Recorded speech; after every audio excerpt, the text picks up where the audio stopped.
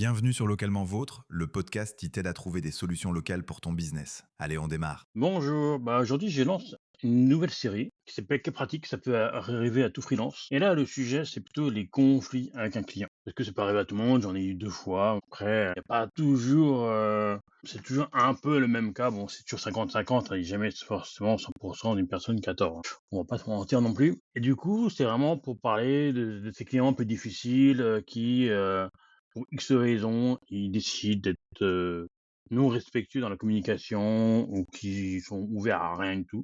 Et pour vous donner des petits conseils, parce que comme ça arrive à tout le monde et moi aussi forcément, j'ai vécu ces deux situations tendues avec des clients, dont un il y a plus d'un an et demi environ, et lui il était parti spécial pour pas dire de choses, et ultra vulgaire, genre menaçant, machin, alors que il n'a pas forcément non plus tout compris. Et bien que tu peux lui répéter 1000 fois que tu fais pas telle chose ou telle chose, il dit «Eh, mais faut que tu fasses ça sinon, machin», et voilà.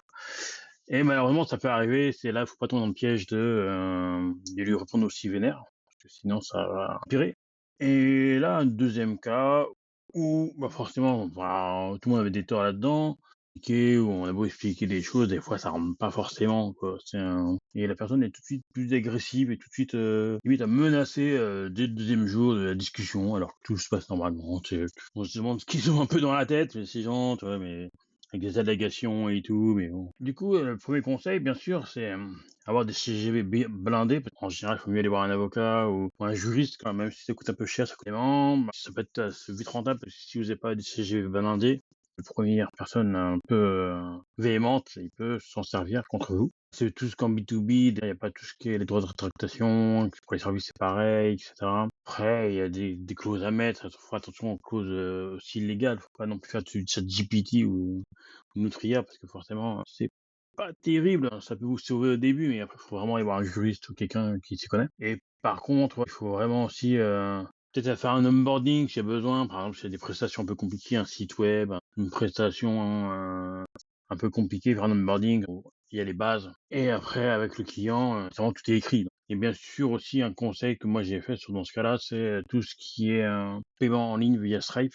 La personne devait valider comme quoi elle acceptait les conditions. Et les conditions sont écrites, donc après, si elle veut les lire, elle peut aussi les lire. Ça vous protège quand même pas mal. Si vos conditions de vente sont bien faites, bien sûr. Et après, surtout, ne pas rentrer dans un conflit bête, parce que si la personne est énervée, si on s'énerve encore plus, un vieux dialogue de sourds, comme on dit. Et voilà, donc déjà, ce que je peux vous dire, après, je pense que c'est vous est tous arrivé, il y a des clients, hein, des prospects plutôt. Ça m'est arrivé, je suis allé au rendez-vous et j'ai vu tout de suite le pattern du premier client. Je me suis dit, ça me paraît dangereux.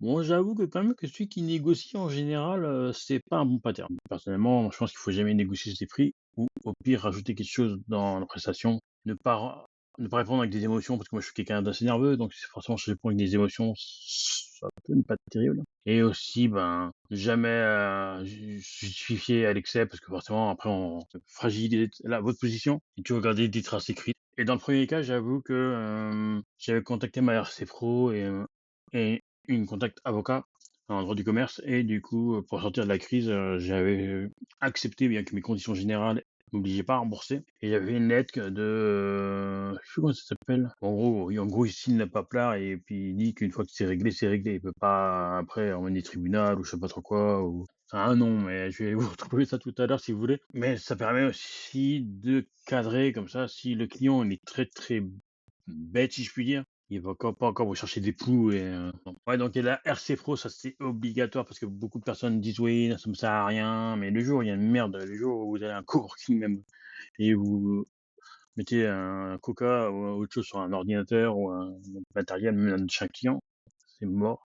Et souvent dans les RC Pro, il y a l'assistance juridique. Et puis voilà, après c'est vraiment, je peux pas vous en donner plus parce que j'ai pas envie que les personnes se reconnaissent, c'est pas mon but non plus. Mais en tout cas, pour résumer, pour éviter un conflit, c'est surtout se préparer les CGV, bien communiquer, pas s'énerver. Et si ça vous arrive, dites-vous que ça arrive pas qu'à vous, parce que ça arrive pas malheureusement que avec vos clients. Cela peut arriver aussi avec des plateformes de freelancing, vous êtes un peu dépendant de leurs règles et de leurs CGV. Donc là, c'est pareil, vous restez pro, vous communiquez comme la plateforme le dit, c'est-à-dire peut-être sur la plateforme ou ailleurs.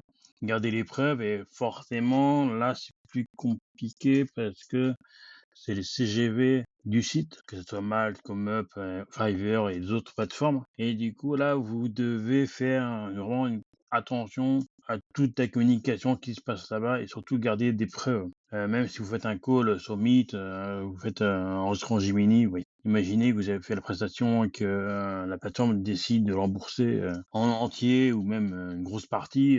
Bah, du coup, vous allez perdre de l'argent, quoi. Et du temps aussi. Donc voilà. Et après, n'hésitez pas, on peut en parler aussi dans la communauté que j'ai créée, Top Position Locale. Je vous mettrai le lien en description. Merci bien. Tu cherches des clients?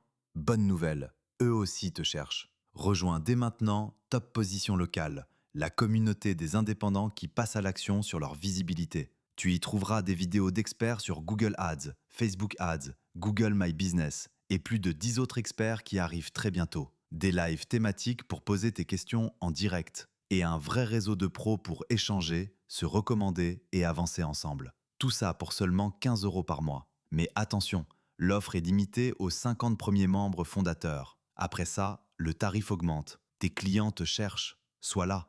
toppositionlocale.fr